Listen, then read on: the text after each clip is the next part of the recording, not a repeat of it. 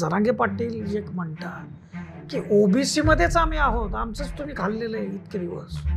काय खाल्लंय कुणाचं? तुम्ही सोशली बॅकवर्ड प्रूव्ह करत नसाल तर तुमचा खाण्याचा प्रश्नच येत नाही.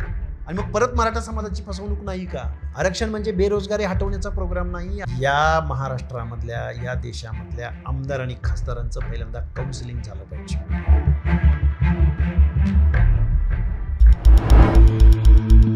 नमस्कार, मी Deepak Darade. For the people न्यूजमध्ये आपलं सर्वांचं स्वागत आहे. मुद्द्यावर बोलू हा आपला जो मुलाखतीचा विशेष कार्यक्रम आहे. यामध्ये आज आपल्याकडं प्रमुख पाहुणे म्हणून प्राध्यापक लक्ष्मण हाके हे आहेत. तुम्हा सगळ्यांना माहिती आहे की सध्या राज्य मागासवर्गीय आयोगाच्या सदस्यपदाचा त्यांनी राजीनामा दिलेला आहे आणि एकूणच आरक्षणाच्या संदर्भामध्ये त्यांचं काय मत आहे, महाराष्ट्रातल्या या स्थितीबद्दल त्यांचं काय मत आहे, याविषयी आपण त्यांच्याबरोबर सविस्तर बोलणार आहे. सर, आपलं मनापासून स्वागत आहे. धन्यवाद. खरं तर पहिलाच प्रश्न ओघानं तोच मला विचारावा लागेल की राजीनामा देण्या इतपतची वेळ का आली? कारण दोन गोष्टी आहेत. एकतर 5 राज्यांची जी निवडणूक झाली त्याच्यात 4 राज्यांचा निकाल हाती आलेला आहे आणि महाराष्ट्रामध्ये सरकार बदललेलं आहे जवळजवळ 1.25 ते 1.5 वर्षापूर्वीच. आणि तुम्ही सदस्यपदी कायम होता, परंतु एकूण तुम्ही शिवसेनेच्या उबाटा गटामध्ये काम करताय. ते कारण आहे की आरक्षणाच्या संदर्भातला लढा आहे की ह्या 4 राज्यांच्या निवडणुकीच्या निकालाचा संदर्भ आहे? नेमकं कारण काय आहे की तुम्ही सदस्याचा राजीनामा का दिला आहे? महाराष्ट्र राज्य मागासवर्ग आयोग हा एक संविधानिक आयोग आहे आणि तो न्यायिक पद्धतीचं काम करतो. त्याला स्वायत्त अधिकार आहेत.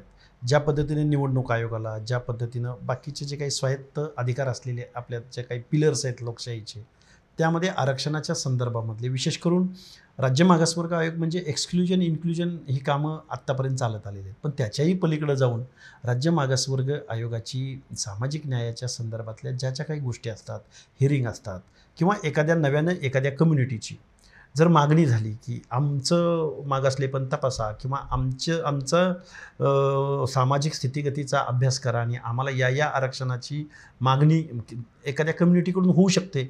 आणि मग अशी मागणी झाल्यानंतर त्याचं मानववंशशास्त्रीय दृष्टिकोनातून, समाजशास्त्रीय दृष्टिकोनातून, सोशो इकॉनॉमिकल सर्वे करून अजून त्याच्याही पलीकडे जाऊन शासकीय निमशासकीय आस्थापनामधलं रिप्रेझेंटेशन नोकऱ्यामधलं असेल, शिक्षणामधलं असेल, कोऑपरेटिव्ह सेक्टरमधलं असेल, अनेक क्षेत्रामधलं असेल, या सगळ्या सर्कमटन्सेस, या सगळ्या मुद्द्यांना डोळ्यासमोर ठेवून त्यांचं मागासलेपण जर प्रूव्ह होत असेल तर त्यांना समाविष्ट करायची शिफारस राज्य मागासवर्ग आयोग शासनाकडे करतं. हे अशा पद्धतीचं मी थोडक्यात साध्या भाषेमध्ये मी तुम्हाला राज्य मागासवर्ग आयोगाचं काम सांगितलं किंवा राज्य मागासवर्ग आयोगाचं स्वरूप सांगितलं.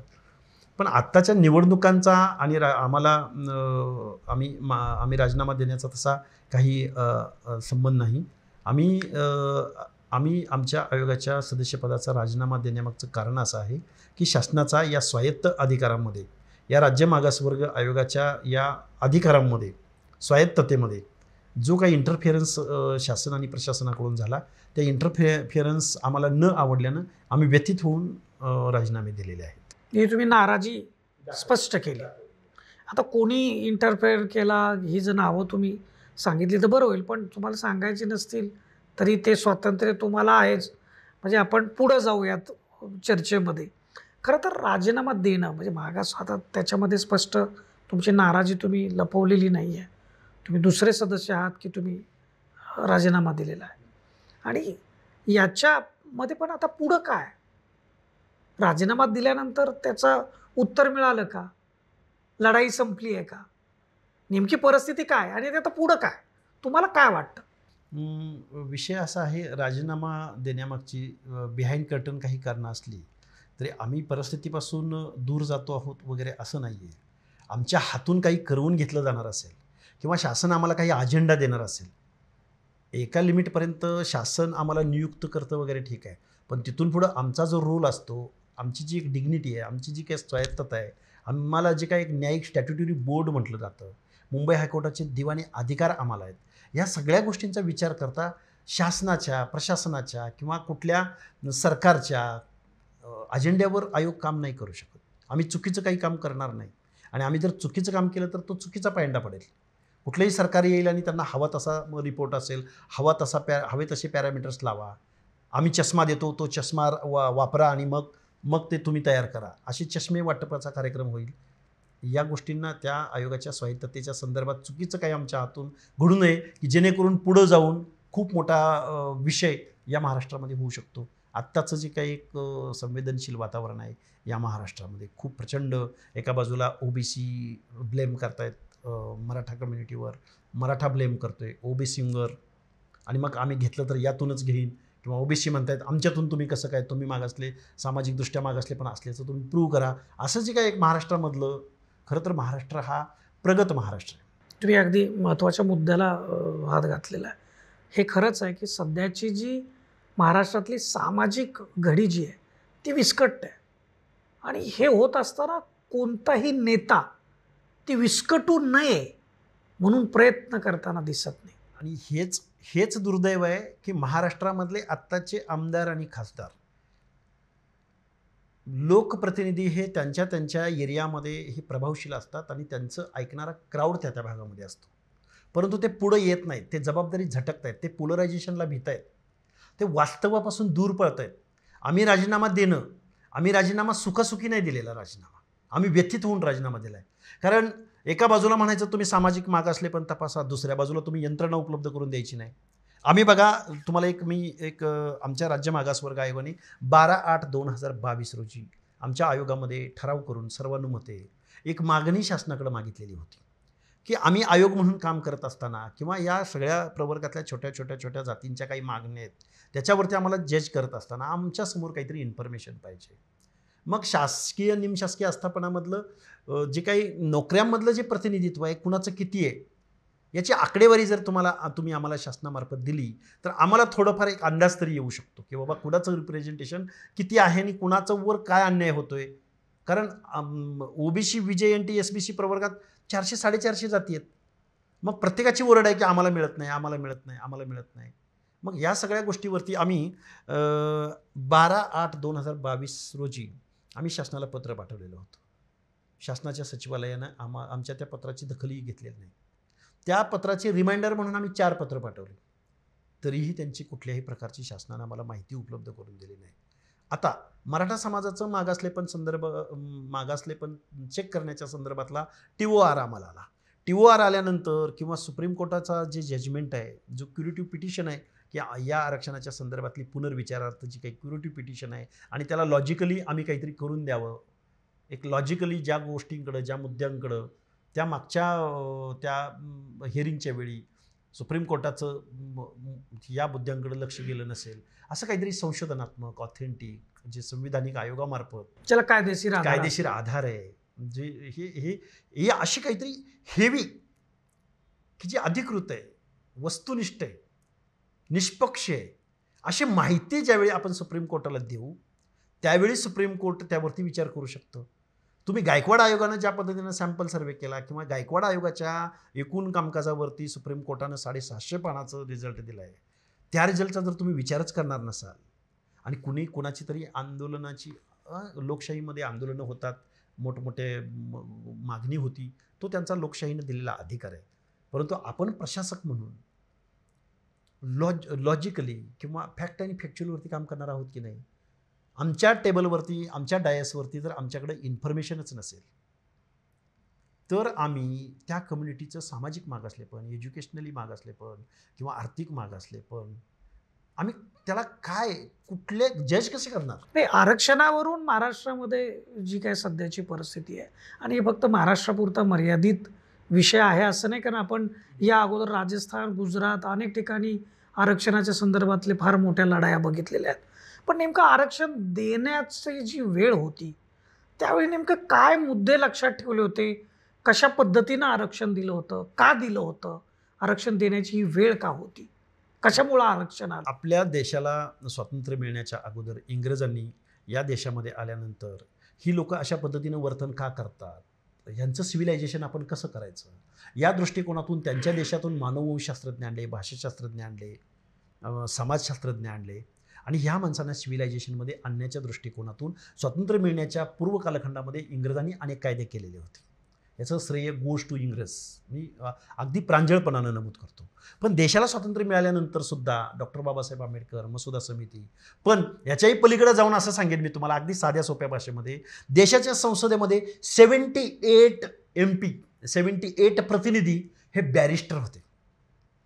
आणि बॅरिस्टर असल्यानंतर अनेक चर्चांमधून, अनेक गोष्टींमधून मानवता, उदारता, लोकशाहीची मूलभूत तत्वे, लोकशाही म्हणून आपल्याला कसं जगायचं आहे, असं प्रचंड भारावलेलं ते वातावरण होतं. मग त्यामधून schedule caste, schedule tribes, OBC, मग कालेलकर आयोग, मग पुढं जाऊन मंडल आयोग, मग सगळ्यांना. बाबासाहेबांना पण हा एक प्रश्न तत्कालीन राज्यकर्त्या लोकांनी प्रश्न विचारलेला होता, बाबासाहेब तुम्ही SC आणि STला रिझर्वेशन दिलं, या OBCना का देताय तुम्ही आरक्षण? त्यावेळी बाबासाहेबांचं त्यांना असं उत्तर होतं की तुम्ही गावातल्या ज्या SC आणि ST यांचे पॅरामीटर्स किंवा यांचं स्वरूप सहज लक्षात येण्यासारखं होतं, ते मान्यच केलेलं होतं, त्याचं कायद्यात रूपांतर झालेलं होतं. पण OBCचा कायदा होत नव्हता, म्हणून बाबासाहेबांनी कायदेमंत्रीपदाचा राजीनामा दिला. 340व्या कलमामध्ये OBCच्या रिझर्वेशनचं त्यांनी सुतोवाच केलं होतं. 341, 42 SC STमध्ये केलेलं होतं. पण 340च्या कलमाच्या आग्रहासाठी बाबासाहेबांनी कायदेमंत्रीपदाचा राजीनामा दिला होता, कारण ते ऐकत नव्हते. पण त्यावेळी बाबासाहेबांनी सांगितलं होतं, गावगाड्यामध्ये ज्यांच्याबरोबर छूत अच्युतपणा पाळला गेला त्यांना प्रवाहात आणण्यासाठी म्हणून आपण रिझर्वेशन देतोय. पण त्याचबरोबर जे भटके विमुक्त आहेत, जे OBC मधले इथल्या कुणब्याला डोळ्यासमोर ठेवून त्याच्या भोवती जी सेवा देणारी जी लोक आहेत, 12 बलुते आहेत, 18 आलुतेदार आहेत, कारू आहेत, नारू आहेत, या माणसांना सुद्धा जमीन धारणा करता आलेली नाही. तो व्यवसाय करतोय म्हणून त्याला गावात सन्मानाची वागणूक मिळत नाही, व्यवस्थित त्याला माणूस म्हणून जगवलं जात नाही. त्या माणसांचं सुद्धा प्रतिनिधित्व आपण विचारात घेतलं पाहिजे की त्यांचा क्वांटम खूप मोठा आहे. हे एवढे उदात्त विचार करणारे फुले, शाहू, आंबेडकर माणसं होती. अलीकडची त्यांनी अशी वर्गाची, जातीची लढाई नाही लढली, त्यांनी या व्यवस्थेमधल्या प्रत्येक माणसाचा विचार केला, म्हणून ते महामानव आहेत. म्हणून एवढ्या अनेक जाती, अनेक पंथ, अनेक धर्म, अनेक भौगोलिक प्रदेश भारत नावाच्या लोकशाहीमध्ये का सामावले? पण त्याच्यावरती तुम्ही आपले राज्य करते 75 वर्षाच्या कालावधीमध्ये तुम्ही सेन्सस करणार नसाल, तुम्ही ऑडिट करणार नसाल, तुम्ही मागासले पण तपासणार नसाल, सुप्रीम कोर्टानं वारंवार सांगून जर तुम्ही या गोष्टी करणार नसाल, फॅक्ट अँड फॅक्च्युअलपासून बाजूला पळणार असाल, तर अशी आंदोलनं उभी राहतील आणि अशी अराजक परिस्थिती या महाराष्ट्रामध्ये उभी राहील. हे आत्ता जे मनोज जरांगे पाटील यांचं जे आंदोलन आहे, मराठा समाजाला आरक्षण मिळालंच पाहिजे आणि ते आरक्षण इतर कुठल्याही प्रवर्गात नाही तर OBC मधूनच ते घेणार, हे अगदी छाती ठोकपणे ते सांगतात. त्याला म्हणजे आता तुम्ही तर मागासवर्गीय आयोगामध्ये काम केलेलं आहे, ते आरक्षण कसं मिळणार आहे? मागासले पण सिद्ध होऊन मिळणार आहे मराठा समाजाचं? कारण की ते EWS जे आरक्षण दिलेलं आहे त्या आरक्षणाचं काय? म्हणजे असा एक लोकांच्या मनामध्ये एक संभ्रम आहे की EWSचं आरक्षण मग काय, मग मराठा समाजाचं मागासले पण. एकीकडं अनेक लोक व्याख्या सांगतात की आरक्षण का दिलं जातं, तर सामाजिक मागासले पण सिद्ध करा. मागे संभाजी छत्रपती जे आहेत त्यांचंही एक स्टेटमेंट खूप व्हायरल झालेलं की मराठा समाजाचं आरक्षण जर त्यांना मिळवायचं असेल तर पहिलं त्यांचं सामाजिक मागासले पण हे सिद्ध करावं लागेल. येस, आता उत्तर देतो मी या प्रश्नावरती. खरं तर काय परिस्थिती आहे की मागणी करताना जरांगे हे बघा, ह्या देशामध्ये प्रत्येक नागरिकाला आपल्या हक्काविषयी किंवा काही मागण्या करण्याचा अधिकार प्रत्येकाला संविधानानं दिला. बरोबर आहे, तर मागणी करू शकतात, त्यामध्ये कुठलंही दुमत असायचं कारण नाही.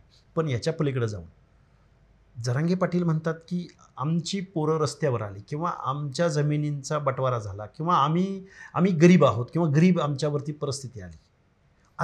आर्थिक बेसवर ते मागणी करतात. बघा, या देशातला आता प्रत्येकाला आरक्षण आहे. काय बोलतोय मी परत एकदा बघा, आर्थिकदृष्ट्या गरिबाला सुद्धा आरक्षण आहे, सामाजिकदृष्ट्या मागासलेल्या लोकांना आरक्षण आहे, शेड्यूल ट्राईब्सवाल्यांना आरक्षण आहे, शेड्यूल कास्टवाल्यांना आरक्षण आहे, VJNTला आरक्षण आहे, मायनॉरिटीमधल्या लोकांना स्पेशल तरतुदी आहेत. आरक्षण सर्वांना आहे. आर्थिकदृष्ट्या गरिबांना किंवा आर्थिकदृष्ट्या मागासांना कॉन्स्टिट्यूशननं अमेंडमेंट करून 10% आरक्षण दिलेलं आहे. त्यामुळं माझी विनंती अशी राहील की आंदोलनाचं नेतृत्व करणाऱ्या माणसांनी या महाराष्ट्रामधल्या, या देशामधल्या आरक्षणाचं मूलभूत तत्त्व लक्षात घेतलं पाहिजे. बघा, मराठा कम्युनिटीला आरक्षण मिळालं पाहिजे ही मागणी असू शकते, असली पाहिजे. मग सामाजिक मागासलेपण किंवा आरक्षण नाकारले, सुप्रीम कोर्टानं नाकारलंय, वेळोवेळी त्या गोष्टी घडलेल्या आहेत. मग हे असताना इकॉनॉमिकल EWSमधलं गरीब जर खरंच गरीब राहिला असाल तर EWSमधलं जे काही रिझर्वेशनचं EWSमधलं 8.5%, 10%पैकी 8.5%, म्हणजे 100%पैकी 85% रिझर्वेशन हे मराठा कम्युनिटीनं तिला त्याचा लाभ झालेला आहे. मग असा जो अट्टहास आहे की आम्हाला OBCमधूनच पाहिजे, मग OBCमधून पाहिजे असेल तर तुम्हाला सामाजिक मागासलेपण तुम्हाला प्रूव्ह करावं लागेल की जे सुप्रीम कोर्टानं रद्द केलेलं आहे. आणि रद्द केलेल्या या जजमेंटवरती तुम्हाला क्युरेटिव्ह पिटिशन आहे. एक संधी तुम्ही मागताय सुप्रीम कोर्टाला की आम्ही या मुद्द्याकडे तुमचं लक्ष वेधू इच्छितोय. तो मुद्दाच जर तुम्ही निपक्ष पद्धतीनं, फुलफिल पद्धतीनं, प्रामाणिकपणानं तुम्ही जर आयोगाला, संविधानिक आयोगाला करू देत नसाल, त्याच्यात इंटरफिअरन्स करत असाल, तर तो परत पुढं जाऊन टिकणार आहे का? आणि मग परत मराठा समाजाची फसवणूक नाही का? अशा अनेक प्रश्न आहेत. त्यामुळं आम्ही या तमाम महाराष्ट्रातल्या 12 करोड जनतेला माझं सांगणं आहे की आम्ही खूप प्रामाणिक पद्धतीनं जोपर्यंत आयोगाच्या पदावरती होतो तोपर्यंत, आयोगाच्या पदावरती गेल्यानंतर या देशातल्या आम्ही न्यायिक पोस्टवरती होतो, न्यायिक पद्धतीनं तिथं काम चालतं. त्यामुळं आम्ही अशा पद्धतीनं शासनाच्या अजेंड्यावर काम करण्यास नकार दिला आणि मग शासनाचा आम्हाला इंटरफेरन्स आवडला नसल्या कारणानं आम्ही त्या पदाची गरिमा, त्या आयोगाची एक स्वायत्त असे अधिकार हा पायंडा पडू नये म्हणून आम्ही लोकांनी राजीनामा दिला. तुमच्या सांगण्यातनं एक मला पुन्हा एकदा विचारावंसं वाटतंय, कारण त्याच्यातच तो एक मुद्दा दडलेला आहे. तुम्ही म्हणता की सरकार प्रेशर क्रिएट करतंय आणि दुसरीकडं आरक्षणासारख्या विषयावरती, सामाजिक असलेल्या विषयावरती जर स्पष्ट भूमिका घ्यायची असेल तर ती प्रशासन आणि शासनालाच घ्यावी असते, म्हणजे सरकारलाच घ्यावी लागते. मग ती स्पष्ट भूमिका सरकार घेत नाही का? नाही घेत. कारण काय आहे बघा, या कारण तुम्ही पुढे जाऊन असं म्हणताय की जर अशा चुकीच्या पद्धतीनं काम जर महाराष्ट्र राज्य आयोग, मागासवर्गीय आयोग जर करत असेल तर पुढे जाऊन सर्वोच्च न्यायालय ते पुन्हा मागचे पाडे रिपीट अगेन होईल. तेच होणार. वेगळं काय केलं तुम्ही? हे बघा, तुम्ही अपेक्षा तर व्यक्त करताय पण दुसऱ्या बाजूला तुम्ही फॅक्ट आणि फॅक्च्युअलवरती काम करायला तयार नाहीये. म्हणजे स्पष्ट भूमिका स्पष्ट करायलाच तयार नाहीये. तुम्हाला एका मुद्द्याकडं बघा, OBC रिझर्वेशन, पंचायत राज रिझर्वेशन संदर्भात पण सुप्रीम कोर्टाचं असंच मत होतं की यांचं प्रतिनिधित्व चेक करा, यांचं ॲज प्रपोर्शन OBCचं ह्या सगळ्या गोष्टी चेक करा, इम्पेरिकल डेटा कलेक्ट करा. त्यावेळी पण पळ काढला शासनानं. त्यावेळी पळ काढला. कुठलं शासन हे नाही मला म्हणायचं, त्यावेळी पळ काढला. तीही केस पेंडिंग आहे. आमचं म्हणणं काय होतं, मराठा समाजाचं मागासलेपण तपासत असताना आपण एंटायर या महाराष्ट्रामधल्या सगळ्या लोकांचा जर डाटा आपल्याकडे असेल, महाराष्ट्राची सरासरी आपल्यासमोर असेल, तर आपल्याला एक लाईन आपल्या हातामध्ये येईल, इन्फॉर्मेशन आपल्यासमोर आपल्या डायसवरती येईल आणि मग त्या इन्फॉर्मेशनमधनं as compare to open, as compare to OBC, as compare to या सगळ्या गोष्टींचा तुलनात्मक अभ्यास होईल. आणि मग तुलनात्मक अभ्यास झाला तर सुप्रीम कोर्टाला आपण स्पेशल असं काहीतरी घेऊन जाऊ, अशा पद्धतीची आमची भावना होती. पण शासनाला सर्वे करायचा नाही आहे, शासनाला वेळ द्यायचा नाही आहे. बरं, हे सगळं करत असताना शासनाला यंत्रणा उपलब्ध करून द्यायची नाही आहे. ह्या गोष्टीवर कोण बोलणार आहे, कधी बोलणार आहे? बोललं पाहिजे. म्हणजे कोणी भूमिकाच घेताना दिसून येत नाही. प्रत्येक जण घाबरतोय. तुम्ही सरकारचं सांगताय पण विरोधकांमध्ये कोणी भूमिका घेताना दिसत. येस, या महाराष्ट्रामधल्या, या देशामधल्या आमदार आणि खासदारांचं पहिल्यांदा काउन्सिलिंग झालं पाहिजे. या लोकांना आरक्षणाचा अर्थच कळालेला नाही. प्रत्येक गोष्टीमध्ये पोलर आहे. कुणीही मागणी केली देतो, कुणीही मागणी केली देतो, अमक्यानं अमुक मागणी केली आम्ही देणार, अमक्यानं मागणी केली आम्ही देणार. शेड्यूल कास्ट का म्हटलं गेलंय? शेड्यूल ट्राईब्स का म्हटलं गेलंय? OBC का म्हटलं गेलंय? त्याच्या पाठीमागं VJNT का म्हटलं गेलंय? हे समजून घ्यावं लागेल. स्वातंत्र्यपूर्व कालखंडामध्ये OBCचं आरक्षण किंवा ह्या आरक्षणाच्या ज्या बाबी 1942चा 42ला याच्यावर वर्कआउट झालं, 1935च्या कायद्याचं वर्कआउट झालं. त्यानंतर पण मग तुम्ही आता एवढं सांगताय, पण जरांगे पाटील जे म्हणतात की OBC मध्येच आम्ही आहोत, आमचंच तुम्ही खाल्लेलं आहे इतके दिवस, आणि आमची आता प्रमाणपत्र एवढी लाखोच्या संख्येने कशी मिळायला? काय खाल्लंय कुणाचं? आरक्षण हे बघा, व्यवस्था काय आहे, या व्यवस्थेमध्ये दोज आर सोशली बॅकवर्ड. तुम्ही सोशली बॅकवर्ड प्रूव्ह करत नसाल तर तुमचा खाण्याचा प्रश्नच येत नाही. मग हजारो वर्षाचा स्पॅन ज्यावेळी आपण पुढं काढतो, हजारो वर्षाच्या कालावधीमध्ये इथल्या देवाच्या देवळामध्ये सुद्धा मोनोपॉली होती, रिझर्वेशन होतं.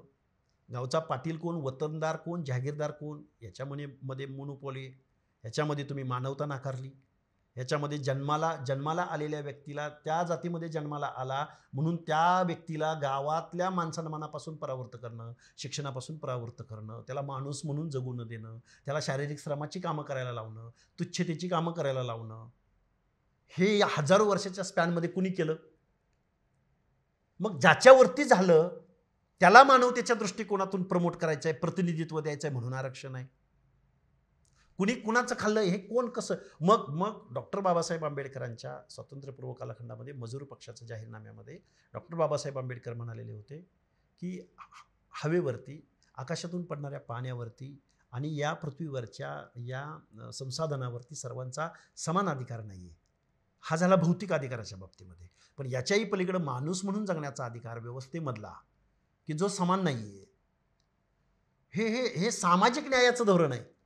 हे इकॉनॉमिकल प्रोग्राम नाही आहे. हा बेरोजगारी हटवण्याचा प्रोग्राम नाही. आरक्षण म्हणजे बेरोजगारी हटवण्याचा प्रोग्राम नाही. आरक्षण म्हणजे आर्थिकदृष्ट्या अवनतीचा प्रोग्राम नाही. आरक्षण म्हणजे हजारो वर्षाच्या इथल्या व्यवस्थेमध्ये ज्या लोकांना आपण माणुसकीचं जीणं नाकारलं, त्या माणसांना we the people of India, म्हणजे आम्ही या देशाचे प्रशासक, शासक, लोकशाहीचे रूलर, आम्ही या देशामधल्या लोकशाहीमध्ये आम्ही सर्वांना समानतेची वागणूक देतोय, सामाजिक न्यायासह समता देतोय, म्हणून योजना आल्या, म्हणून रिझर्वेशन आलं. पण हे किती दिवस द्यायचं? 1000 वर्षाचा स्पॅन एका बाजूला आहे आणि 75 वर्षाचा स्पॅन एका बाजूला आहे. त्यामुळे तुम्ही किती दिवस हे बंद, जोपर्यंत इथं जातीयांताची लढाई होत नाही, जोपर्यंत इथं आत्मसन्मानाची भावना लोकांच्या मनामध्ये जागृत होत नाही, तोपर्यंत हे असंच राहणार आहे. आजही स्लम्स, झोपडपट्ट्या काढल्या तर झोपडपट्ट्यामध्ये राहतं कोण? करावा सर्वे. मग नक्की हेच स्टेटस चेक करायचं आहे आम्हाला? नक्की हेच इथल्या पुढाऱ्यांना होऊ द्यायचं नाही? राजीनामा आम्ही का देतो? कारण फॅक्ट आणि फॅक्च्युअलवरती कामच करायला कोण तयार नाही. आम्ही काय म्हणतोय, इथल्या प्रत्येक माणसाचा सर्वे होऊ द्या ना, एकदा येऊ द्या ना इन्फॉर्मेशन. प्रत्येकाला जज करता येईल आपल्याला. जे क्रिमिलियरच्या वर गेले त्यांना बाहेर काढू आपण, भले ते ओबीसी मधले असतील. आणि जो खरा गरजवंत मराठा आहे की जो सोशली बॅकवर्ड आहे, तसं जर कुठं निदर्शनास आलं, त्याच्यासाठी तरतुदी कराव्या लागतील आपल्याला. त्याच्यासाठी आपल्याला काही नियम बसवावे लागतील. त्या पॅरामीटर्समध्ये बसते का ते बघावं लागेल. फॅक्टपासून पळतायत बाजूला हे सगळी लोक. सर्वे करण्यापासून महाराष्ट्राचे पुढारी हा शब्द वापरतो मी, प्रशासक शासक म्हणत नाही मी. हे फॅक्ट काहीतरी पुढं येईल आणि मग त्यामध्ये आपण उघडं पडू, या वास्तवतेपासून दूर पळत आहेत. म्हणून अशी आंदोलनं होतात किंवा म्हणून ओबीसीची भिंत उभी राहते, मराठा कम्युनिटीची भिंत उभी राहते. आणि महाराष्ट्रातलं वातावरण, फुले शाहू आंबेडकरांच्या महाराष्ट्रातलं वातावरण, पुरोगामी महाराष्ट्रातलं वातावरण, मंडल आयोग इम्प्लिमेंट करणारा महाराष्ट्र पहिला आहे. बरं, मंडल आयोग इम्प्लिमेंट करत असताना ओबीसी मधल्या VJNTचं अ ब क ड वर्गीकरण करणारा महाराष्ट्र पहिला आहे. हे वर्गीकरण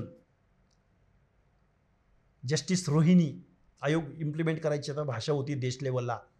हे या महाराष्ट्रामध्ये 93, 94, 95 मध्ये झालंय. तत्कालीन शासनाला, प्रशासनाला, नेत्यांना शतशः धन्यवाद त्यांचे, की म्हणून पुरोगामी महाराष्ट्र म्हटलं जातं, म्हणून फुले शाहू आंबेडकरांचा महाराष्ट्र म्हटलं जातं. पण त्याला काळीमा फासायच्या घटना आता घडत आहेत. काय होतं आंदोलनाचं याचं श्रेय तुम्ही शरद पवारांना देता? मी पवारांना असं म्हणत नाही. मंडल आयोगाच्या अंमलबजावणीच्या वेळी सुद्धा देशभर असंच वातावरण होतं. आणि देशभर असं वातावरण असताना सुप्रीम कोर्टाच्या 9 जजेसच्या खंडपीठामध्ये ह्या गोष्टीचं अशीच न्यायालयीन लढाई लढली गेली खूप मोठी. या न्यायालयीन लढाईमध्ये लालू प्रसाद यादवापासून रामविलास पासवानांपासून अनेक UP-मधले, नॉर्थमधले लोक यामध्ये सामील होते. महाराष्ट्रामध्ये पण खूप होते. दिबा पाटील होते, की आमचे आत्ताच स्वर्गवासी झालेले काय आपले ते एनडी पाटील, नाही आपल्या भागातले बीडचे खासदार, मंत्री, अच्छा, बबनराव ढाकणे. बबनराव ढाकणे होते. म्हणजे महाराष्ट्रामध्ये मग आमचे अण्णासाहेब डांगे असतील किंवा मग अनंतकुमार पाटील असतील किंवा अशी म्हणजे खूप नावं आहेत मला सांगता येतील की मंडल आयोग इम्प्लिमेंट करण्यासाठी आग्रही होती महाराष्ट्रामध्ये. त्यांनी पवारसाहेबांसमोर जाऊन बसले. पवारसाहेब मुख्यमंत्री होते त्यावेळेचे आणि मग महाराष्ट्रामध्ये हा मंडल आयोग इम्प्लिमेंट झाला. आणि इम्प्लिमेंट होत असताना त्याचं मग कोण भटके आहेत, मग अप्रवर्गामधल्या भटक्यांचा एक वेगळे निकष आहेत, ब प्रवर्गातल्या भटक्यांचे एक वेगळे निकष आहेत. एकमेकावरती अन्याय होऊ नये हे हे हे हे म्हणून पुरोगामी महाराष्ट्र म्हटलं जातं. आणि त्याच पुरोगामी महाराष्ट्रामध्ये जर अशी परिस्थिती निर्माण होत असेल तर आजची परिस्थिती भयानक आहे. भयानक आहे आजची परिस्थिती. मला असं वाटतं की एखाद्या म्हणजे सरकार स्पष्ट भूमिका घेत नाही, विरोधक त्याच्यावरती बोलत नाहीत, कोणीच त्याच्यावर जर काय बोलत नसेल तर याचा लॉजिकल एंड काय? लॉजिकल एंड या महाराष्ट्रात मधला लॉजिकल एंड असा असेल की या महाराष्ट्रामध्ये जाती जातीमध्ये भिंती उभ्या राहिलेल्या दिसतील इथून पुढच्या कालावधीमध्ये. आत्ता जर हे जबाबदार लोकप्रतिनिधी जर या गोष्टीवरती सोल्युशन काढायला पुढे येणार नसतील तर ही सगळी लोक या पडद्यावरून बाजूला जातील. नव्यानं लोक परत येतील. नव्यानं या महाराष्ट्रामध्ये खूप काही गोष्टी घडू शकतात. तुम्ही जे हे सगळं विवेचन जे केलं आहे, तुम्ही राज्य मागासवर्गीय आयोग पदाचा जो सदस्यपदाचा जो राजीनामा आहे तो का दिला, तिथं काय अडचणी होत्या आणि काय करावं लागणार होतं आणि त्याच्यातून पुढं काय होणार आहे मराठा आरक्षणाच्या संदर्भामध्ये, याच्या संदर्भामध्ये जी तुम्ही भीती व्यक्त करताय ती सध्याच्या परिस्थितीच्या दृष्टिकोनातून खूप महत्त्वाची आहे. मला वाटतं हे लक्षात घेण्यासारखं आहे आणि जे कोणी आंदोलन किंवा आंदोलनाशी संबंधित आहेत तेही याच्यावरती विचार करतील की खरोखर त्यांचं आंदोलन योग्य दिशेनं चालू आहे का. आणि महाराष्ट्रातल्या राज्यकर्त्यांनी याला गांभीर्यानं घेण्याची गरज आहे, स्पष्ट भूमिका घेण्याची गरज आहे. सगळ्यांनी एकत्र येऊन स्पष्ट भूमिका घेण्याची गरजेची आहे असं वाटतं. फॉर द पीपलसाठी तुम्ही वेळ दिलात त्याबद्दल आपलं मनापासून धन्यवाद. आणि आपण जिथं हा व्हिडिओ पाहत असाल तिथं फॉर द पीपल न्यूज चॅनलला आपण फेसबुकवरती सबस्क्राईब, फॉलो आणि लाईक जरूर करा. धन्यवाद.